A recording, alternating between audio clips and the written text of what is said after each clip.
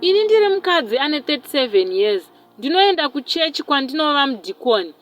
Nyaya yangu yakamira yakadai so. Ndinodanana namufundisi wangu. Ndaive ndakaroorwa. Mufundisi ndobva andichiva kusvika tadanana.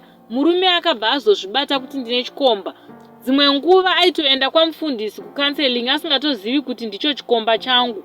Takazorambana hedu last year. Mufundisi vakundilojera, ini nawo ndisu chete tinozviziva.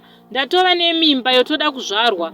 Basa rangu reudhikoni handina kumira. Izvo mufundisi vari kushumira shoko raMwari. Pandinotarisa mai mufundisi ndinotoseka hangu kuti dai vaizviziva kuti ndiri mainini venyu, maisadada kudai. Vakatombondishedza vachida kundinyaradza kuti kurambana kunowanikwa. Musafunge pfungwa dzekubvisa mimba. Musi wavanoziva kuti ndeyababa nhiya, vanozvisungirira chokwadi. Mari yechechi, malove offering ese iri kungouya. Ndiri kutonamata kuti dai Mwari apindira vatoudza chechi kuti ndiri mukadzi wavo, because sometimes ndinorwadziwa pazvinonzi toda kukwazisa amai vedu.